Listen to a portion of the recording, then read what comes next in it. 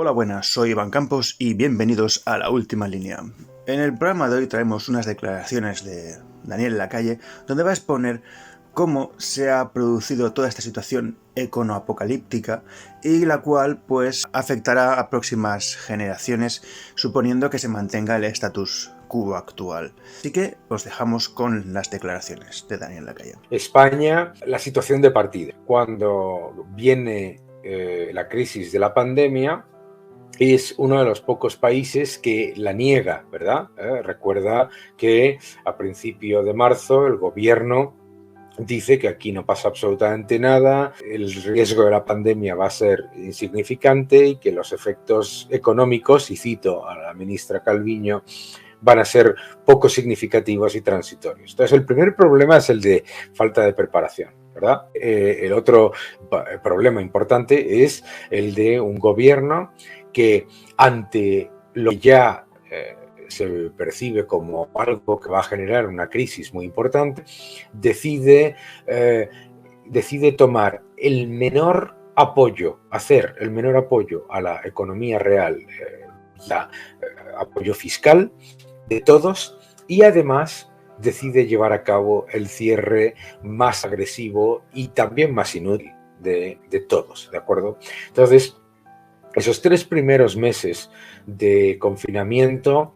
explican mucho, ¿no? Porque fue la decisión del gobierno de llevar a cabo esas dos decisiones particulares, ¿no? La primera, el confinamiento más agresivo y más destructor del tejido productivo de toda la OCDE, con mucha diferencia, nada comparable a otros países de nuestro entorno, solamente comparable a Argentina, para que te hagas una idea, y además unirlo al menor apoyo al tejido productivo de todos, por una cuestión ideológica. Entonces, yo creo que esos son factores que, claro, uno dice, bueno, pero eso solo fueron unos cuantos meses, porque después las comunidades autónomas tomaron las riendas de la situación sanitaria y, por lo tanto, la cosa cambió.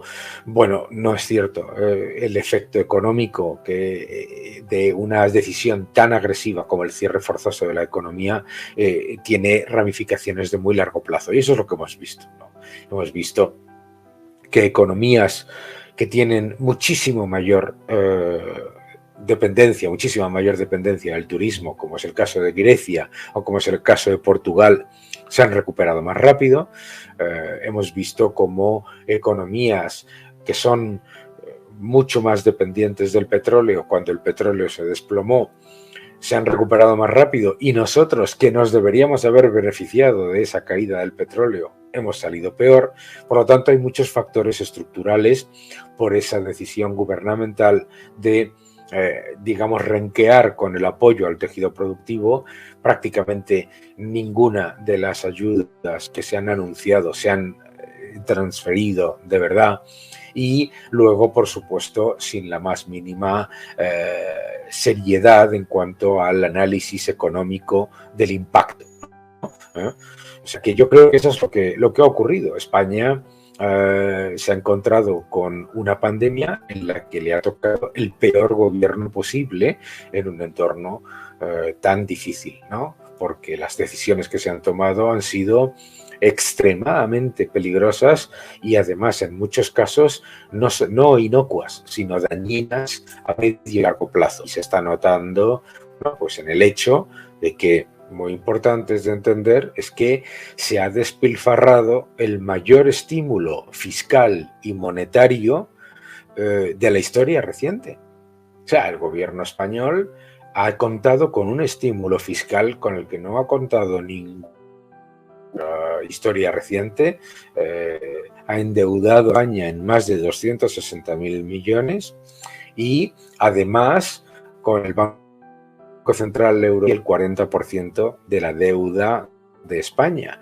Ese tipo de estímulo no lo ha encontrado ningún gobierno anterior, ¿no? Y con todo, lo que hay que diferenciar es que el gobierno de Mariano Rajoy llega al gobierno con un déficit estructural del 10% del Producto Bruto, Es verdad, se puede decir que se podía haber reducido más, puedes pensar lo que quieras, pero se redujo al 3% del Producto Interior Bruto y lo que es también cierto es que es verdad que aumentó la deuda, pero en todo el periodo en el que estuvo Mariano Rajoy, hasta el año 2014, no hubo ningún tipo de estímulo, sino todo lo contrario, Entonces, sí, puedes decir, efectivamente, Mariano Rajoy en 8 años aumentó la deuda.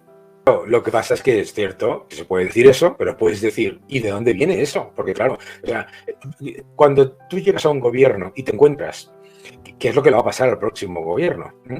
Te encuentras que se ha disparado masivamente el gasto corriente y por lo tanto no es tan sencillo llegar y decir, vamos a cambiarlo, y vamos a reducirlo, y sobre todo no es tan fácil reducirlo cuando lo que le ocurre fundamentalmente al gasto público durante el periodo de Mariano Rajoy es que se dispara. ¿Por qué? Porque entran en el número de jubilados una cantidad de nuevos jubilados, prácticamente 1 millón y pico más de jubilados, ¿de acuerdo? En muy poco tiempo, y el gasto por pensiones se dispara. Pero fuera de todo eso, pues se puede decir, se pueden hacer todo tipo. Es verdad, y hay una crítica perfectamente, bueno, no perfectamente legítima, porque cualquiera de los que me sigáis desde hace muchísimos años sabe que yo la he hecho, ¿no?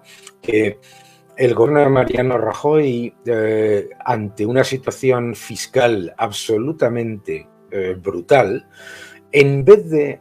tenía que haber hecho, en mi opinión, lo siguiente. Tenía que haber anunciado ante los ciudadanos, señores, el déficit estructural que nos ha dejado el gobierno anterior no es del 7% del Producto Interior Bruto, que es una brutalidad, es del 11%, ¿vale? Primero.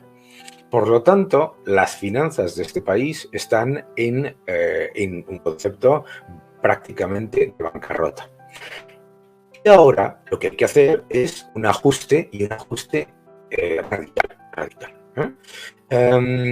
Es verdad que cuando el ajuste que le piden es que venga, que esto es muy típico de la Comisión Europea y en aquel momento de Schäuble, que le piden que el ajuste venga de subida de impuestos y de aumento y de recorte de gastos, las dos cosas. ¿Qué es lo que ocurre? Que entonces lo que tú generas es doble incidencia negativa. O sea, es verdad que el gobierno debería haber ido a Bruselas y decir, oiga, no, ustedes no nos pueden pedir ahora una masiva subida de impuestos. Primero porque no va a recaudar, como ocurrió, y además no nos la pueden pedir después de haber incentivado el enorme destrozo fiscal que se ha generado entre el 2008 y el 2011. O sea, lo que no puede hacer la Comisión Europea, y eso es lo que el próximo gobierno va a tener que hacer en España, es exigirte enormes recortes y subidas de impuestos después de haberte dicho durante estos años que estamos viviendo ahora, no, usted gaste que la deuda es barata y que no hay, y que el Banco Central Europeo apoya, etcétera. Entonces, efectivamente, Mariano Rajoy fue una disyuntiva que era enfrentarse a la Comisión Europea y poner en marcha el plan que había anunciado previo a las elecciones, o ser, digamos, hacer un ajuste gradual, ¿de acuerdo? Porque el gradualismo ha generado una enorme insatisfacción y descontento por parte de muchos votantes de centro derecha, y hay que efectivamente ser crítico con el gradualismo porque primero no funcionó, y segundo es peor, ¿no? Es decir, se ha justificado un argumentario durante estos últimos años en el que se repite constantemente que España no tiene un problema de gastos, tiene un problema de ingresos, que es una falacia como la copa de un pino, ¿no? Porque claro, se está hablando de unas estimaciones de presión fiscal y de estimaciones de ingresos fiscales en las que no se tiene en cuenta el altísimo nivel de paro, el altísimo nivel de economía sumergida y la bajísima, el pequeñísimo tamaño empresarial. En cualquier caso, incluso si lo pones en ese contexto, en el contexto de los años de Mariano Rajoy o los de José Luis Rodríguez Zapatero, los que tú quieras, lo que está ocurriendo en este periodo no tiene comparación. Por ejemplo, el gobierno en el año 2021 ha contado con ingresos fiscales récord. O sea, no se le han desplomado los ingresos fiscales como le ocurrió a Rajoy o a Zapatero. No lo hizo por ideología. Yo tuve reuniones con personas de Moncloa y con personas del Ministerio de Economía que decían, en este momento, las empresas y los contribuyentes tienen que apretarse el cinturón. Eso aquí se hizo por ideología y porque y cito de esas reuniones, una persona del Ministerio de Economía que hoy está en Moncloa decía, las empresas tienen mucho margen. Este no es momento de bajar impuestos. Entonces, efectivamente, lo que ocurrió fue que se tomó una política distinta a la de todos, ¿no? La de todos los países de nuestro entorno fue reducir fiscalidad, aliviar el peso a familias y a empresas y apoyar el tejido productivo, y en el caso de España fue el contrario. Como habéis podido escuchar, todo esto es algo que se llamaría una bola de nieve, que no hace más que crecer y que tiene difícil solución en el sentido de pararse. La cuestión es que ya no queda más nieve que arrastrar y se enfrenta a una cuesta que la va a destruir. Y es lo que va a pasar con nuestro continuo estado, que venga quien venga no va a mejorar, y es más, la única forma de que mejorara sigan pasando casi 80 años según las especulaciones de otros economistas y suponiendo que no pasa nada del fuera de Europa, pero que podemos ver, por lo menos viendo medios extranjeros, que sí va a pasar algo por el centro Europa, a la altura de Ucrania, si no responden los de el gorrito de Texas. Así que sin nada más que decir, os espero en un próximo programa de La Última Línea.